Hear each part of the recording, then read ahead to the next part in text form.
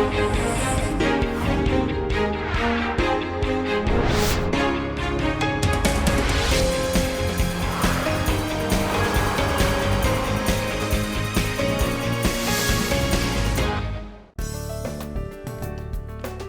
and welcome to our program.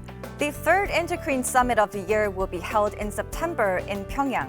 The meeting between the leaders of the two Koreas is expected to open the door to a potential breakthrough in stalled denuclearization talks between North Korea and the US. We will shed light on the significance of the Moon-Kim Summit slated for September and assess the prospects of future North Korea-US denuclearization talks. Here's what this week's A Road to Peace has for us. On this week's A Road to Peace, we discuss whether the upcoming Moon-Kim Summit in Pyongyang will help make a breakthrough in negotiations between North Korea and the US. We also visit a special exhibition shedding light on life at the Kaesong Industrial Complex, a resilient symbol of inter-Korean cooperation. Lastly, we take a look at Mount Kumgang featured on North Korea's news broadcast. For today's discussion, we're joined by Dr. Woo Jung-Yeop, Research Fellow at the Sejong Institute. Welcome to the program, Doctor. Thank you for having me today. Thank you. So, at the recent inter-Korean high-level talks at Panmunjom, the two Koreas agreed to hold the next inter-Korean summit in Pyongyang in September. But while the North Korean delegation leader Lee Sun-kwon said that the date was already set, the South Korean government keeps on saying that the date needs more negotiation before it's fixed. Which side do we need to trust, and why are they saying different things? It's just still unclear why Mr. Lee Sun-kwon said that the date is already set. But there is no reason for South Korean government to deny that kind of argument from the North Korean side. Because South Korean government already mentioned that the summit will not be held before the September 9th, which is the 70th anniversary of the celebration of the North Korea's founding day. And it should happen before the UN General Assembly, because probably President Moon Jae-in is going to attend the UN General Assembly this year. So now we have about a 7 to 10 days window in September to have a summit, and there's different kinds of event that can be possible during the September in North Korea. One is Secretary Pompeo's visit to Pyongyang. That is very highly likely, and also there's a rumor that Chinese President Xi Jinping is going to visit Pyongyang. So maybe we have to consider all those factors to set the date for the summit between two leaders of Korea. So I think that this time what South Korean government said about the date of the summit is much more correct than North Korea's argument. Could it be a variable that the two leaders could also visit the Eastern Economic Forum, which is also slated for September? Since they said that the summit will be held in Pyongyang, I don't think that both leaders are going to attend the forum in Russia, because it might be too much to set two summits in a month. One is in Pyongyang and one is in Russia. So I think that if the meeting will be held in Pyongyang, it is highly likely that two leaders are not going to attend that economic forum held in Russia this year. So we can expect the next Inter-Korean Summit sometime to happen in the middle of September, right? Yes, right. Maybe between September 10th and September 20th. That is the highly likely period window of the date for the summit this year. Now, it was agreed at the Panmunjom Declaration that the two Koreas will hold the summit in the fall, but it seems like the two sides are kind of rushing to make this happen a little bit earlier. Why do South and North Korea both want to take the summit closer to? It is said that the high-level talks this time was initiated by the North Korean side. And by looking at the participants from the delegation of North Korea this time, they are highly representative of those for the economic side of North Korea. That means that North Korea wants to pursue what was agreed at the Panmunjom in April this year. And because of all the sanctions imposed on North Korea, it is very difficult for South Korean government to go ahead with those projects. So first reason for North Korea is to demand South Korea to follow the agreement on April Panmunjom Declaration for the economic project with North Korea. And second, maybe there's just some development between North Korea and the United States for the denuclearization talks. So I think that because of that factor, North Korea needs to South Korean on their side to have a negotiation with the United States. So I think that might be the two reasons why North Korea asked South Korea government to have a high-level talks and the summit in September this time.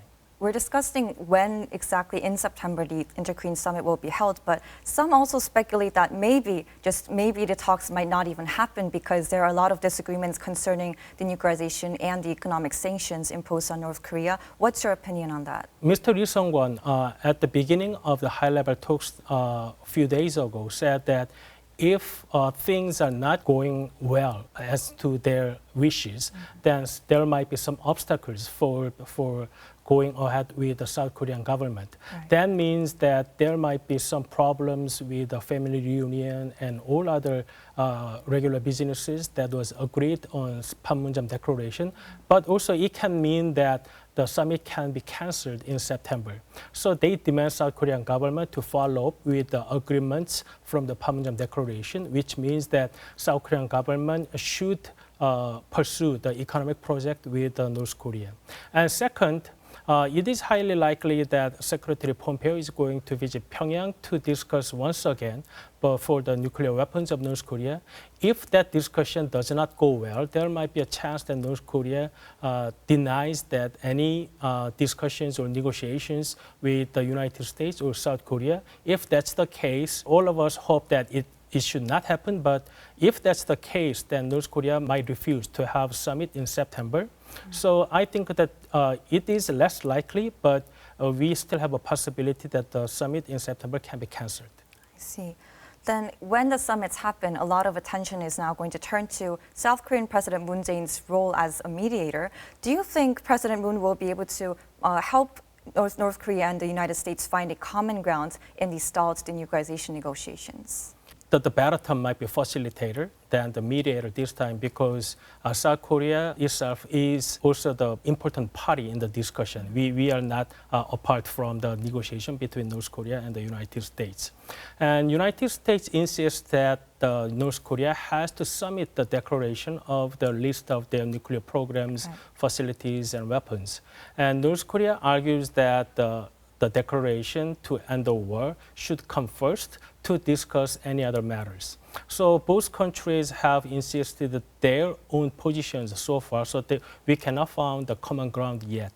So President Moon's role this time might be asking North Korean leader consider what U.S. wants this time, because if North Korea is sincere in negotiation with the United States about its nuclear weapons, the first step that they have to do is submitting their list of nuclear programs. So it's inevitable that North Korea has to do it if North Korea shows their sincerity in negotiation. So maybe President Moon's role is to persuade North Korean leader that it might be better for North Korea as well to have that kind of negotiation by submitting the declaration of the list first. Then also South Korean government can persuade U.S. that the declaration to end the war can come even before the whole denuclearization process ended. So we can find some common ground by the facilitating role by the President Moon this time. So I guess, like you just said, it would entail a very close cooperation between the U.S. and South Korea as well. The high-level talks this time were first proposed by the North Korean side, but that would mean that North Korea had something to offer on the negotiation table. What was that? What do you think that was? I don't think there was some offerings by North Korea this time. South Korean government wants to have the high-level talks this time more about the denuclearization and the declaration of end to war. So South Korean government wants to find a common ground between North Korea and the United States. But the delegations from North Korea this time is more of a railroad economic project. So that is more about a follow-up of Panmunjom agreement in April, which required South Korean government to put more efforts. But South Korean government has a dilemma because to push forward with the economic project agreed on April requires that we have to remove some of sanctions imposed on North Korea. So North Korean government this time has more demand than offers this time. So South Korean government has more things to consider before the summit in September. Now, for that September summit, another key agenda would be declaring an end to the Korean War. Both sides want that very much, but it seems that the United States is needing more persuasion because North Korea isn't showing any clear signs of denuclearization. So would it be possible to achieve this goal by the end of this year or maybe even September, because a lot of people are hoping it could happen near the UN General Assembly? United States has very rigid position with regard to the declaration of ending the Korean War, because it's not only related to the Korean problems, but the declaration of ending the Korean War also has some impact on the U.S.-China relations. So U.S. has concerns that the declaration to end the war give China unnecessary leverage in Northeast Asia. So that's one reason that why United States is hesitant to give concession to the declaration to end the war. And second, so far, from the U.S. perspective, that North Korea has not done anything meaningful with regard to its denuclearization. So the U.S. position is like this. Once North Korea submits the list of the nuclear programs, nuclear facilities, and existing programs, then even though U.S. has not officially mentioned that, I think that U.S. has flexibility to consider the possibility of having the declaration to end the war if they have that kind of declaration from North Korea. Then I guess the biggest question is, will they do that? And when will they do that? There's a report recently that North and the United States are trying to find some common ground. Because if they stick to their original position, there is no way that we can find common ground and we can find any negotiation. But there is a report that the U.S. and North Korea is approaching the common ground. So we have to see whether what kind of compromise they can make with regard to the declaration to end the war and the submitting the declaration. Now, during Monday's talks, the two sides also discussed inter-Korean economic cooperation as a follow-up to the Panmunjom Declaration. The most well-known economic project between the two Koreas is the Kaesong industrial complex. An exhibition is being held to look back at the history and significance of the industrial site, which has been closed for 2 years and 6 months. Let's take a look. After the two Koreas discussed economic cooperation as one of the key agenda items during recent high-level talks, there is heightened interest in the Kaesong Industrial Complex, which was once touted as a symbol of inter-Korean cooperation. Located in the North Korean city of Kaesong, 5 kilometers away from the military demarcation line, the joint factory park was established in 2004. Until the site was shut down in February 2016, it was the biggest contributor to inter-Korean trade that combined South Korean capital and technology with North Korean manpower. Amid increased hopes for the reopening of the Kaesong Industrial Complex, a special exhibition offering an insight into everyday life at the industrial park opened its doors in Seoul. The exhibition is being held at the old Seoul Station, which has transformed into a venue for cultural events and performances. The event was put together by Park Ge-ri, a research professor at Konkik University, and 10 artists, after 2 years of preparation following the closure of the Kaesong complex. 개성공단 안에서 무슨 일이 있었는지 우리가 한번 예술의 이름으로 기억을 호출하고 그 얘기들을 한번 해보자, 이런 생각으로 시작했습니다. The exhibits highlight the distinct characteristics of the Kaesong Industrial Complex as a space where South and North Koreans work together. 개성공단이라는 지역은 군사 시설이 좀 뒤로 밀리면서 하나의 빈 공터가 생긴 거잖아요.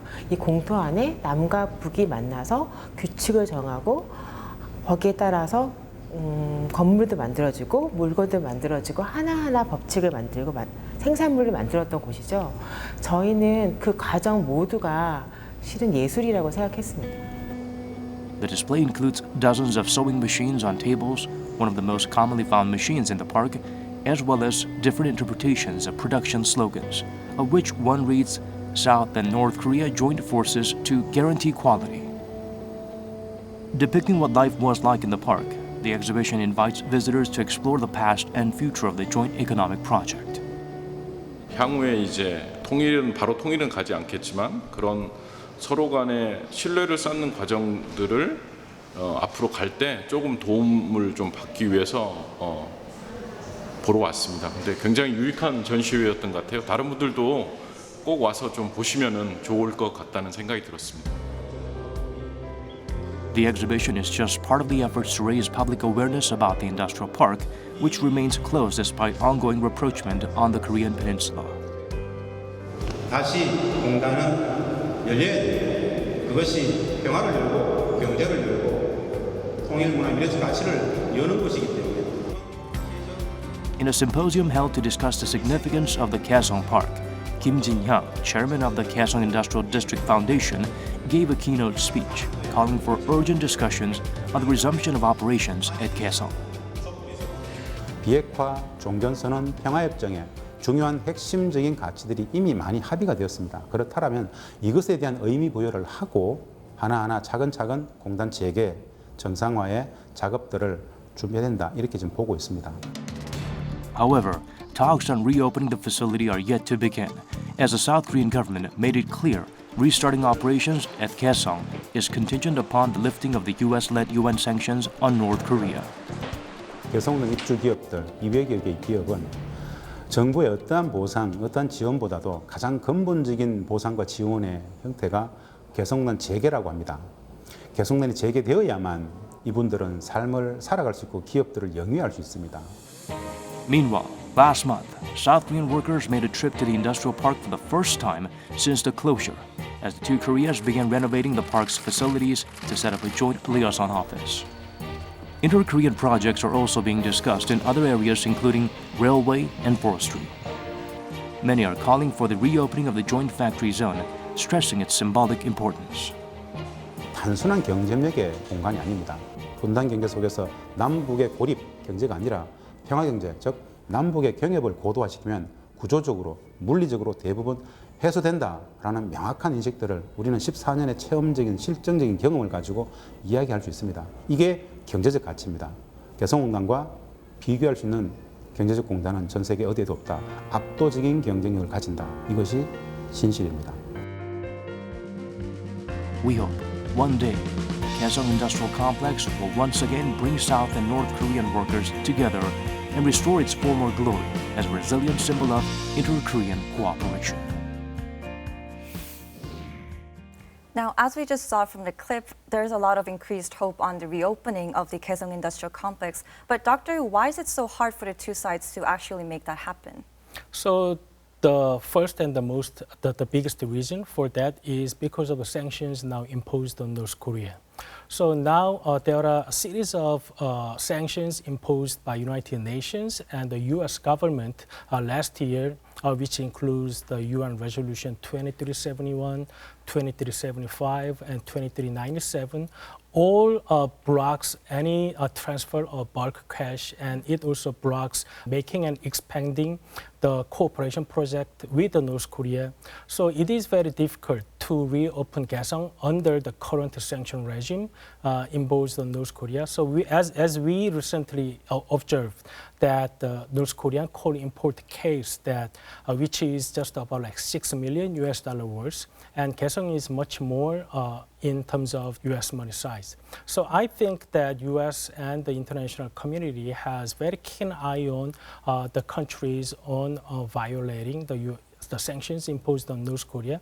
So it is difficult for South Korean government to pursue the economic projects such as Kaesong, even though it has a very positive aspect in influencing the North Korea. But with the current sanction regime, it is very difficult to reopen the Kaesong in the near future, unless there's very fast and swift progress in denuclearization, so the international community can agree on South Korea and the North Korea that now it's time for reopen all the economic project with the North Korea.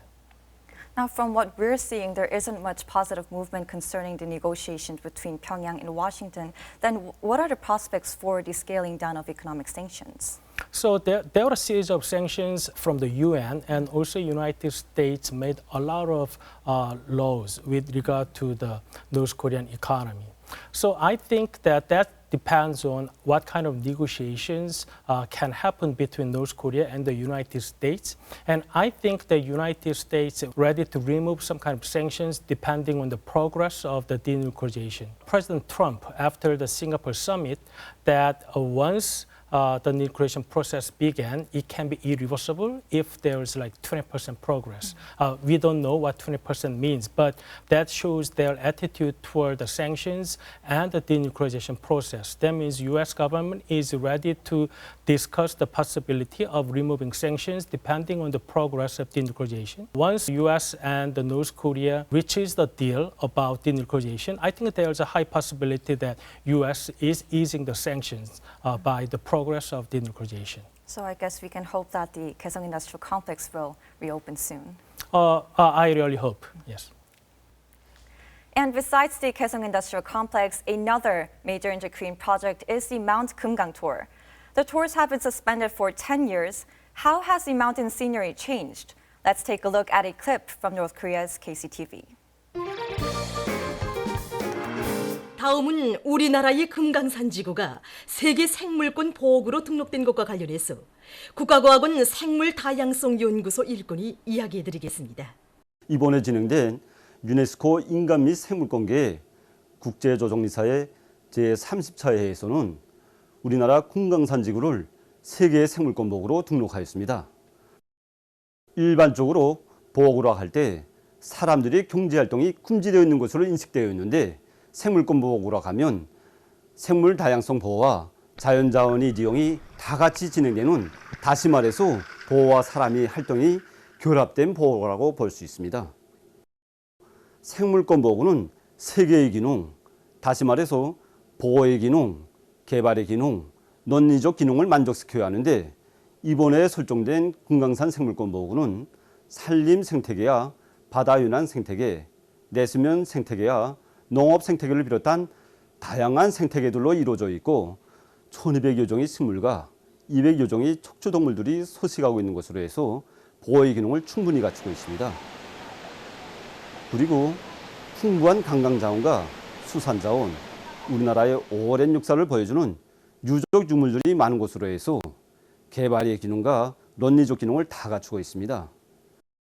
이번에 금강산 지구가 세계 생물권 보호구로 등록된 것은 우리 당의 자연보호 정책의 정당성에 대한 뚜렷한 중시로 됩니다. So, Doctor, have you ever been to Mount Kumgang, or at least do you hope to do so in the very near future? Unfortunately not, but I hope I can visit Kumgang Mountain soon in the future. Yes, we just saw from the clip, but it's very beautiful, and it's that much unfortunate that South Koreans cannot visit the place. They haven't been able to do so for a while. But at the same time, the Chinese tourists can visit Mount Kumgang. What do you think about that? So the travel to North Korea itself is not banned from the UN sanctions or US sanctions. So you can actually travel to North Korea. So we have seen that some Americans and some Europeans make travel through the travel agencies to North Korea. But the problem for South Korean people to make a travel to Mountain Kumgang is because that South Korean government, there are basically three reasons. One is that there was a civilian killed over 10 years ago, and that then makes South Korean government to reopen the project again. And second, after the series of sanctions imposed on North Korea and it is banned to have Kumgang Mountain, North Korea actually confiscated all the assets made by South Korean government. So they have their own traveling company now, which is actually a violation of South Korea and the North Korean agreement. But more importantly, that UN sanctions actually banned expanding and making the company with North Korea. So that is the platform of how Koreans make a travel to Mountain Kumgang so far. So unless UN sanction is removed, that at this stage it is difficult for South Korean people to make a travel to Mount Kumgang. Now, amid the conciliatory mood on the Korean Peninsula, Hyundai Asan, the main business operator of the Mount Kumgang resort, says that it hopes to reopen the tours within this year. Do you think that is highly likely to happen? It depends on that what kind of negotiations that we are going to have between the North Korea and the United States in September and maybe in the fall. So if there's a very fast progress in the denuclearization process, I think that that the easing the sanction is also happen very swiftly. So if there's a very swift denuclearization process going on in the fall, then we can hope that all the economic project with North Korea can resume in the very near future. Dr. Woo, thank you so much for sharing your insights with us today. Thank you very much. Thank you. Now, substantial progress in denuclearization talks between Washington and Pyongyang is essential for inter-Korean economic cooperation, including resuming operations at the Kaesong industrial complex and restarting tours to North Korea's Mount Kumgang. This is one of the reasons why there are high expectations for the inter-Korean summit slated for September. Well, this is all we have for you today. We will be back next week. Thank you for watching.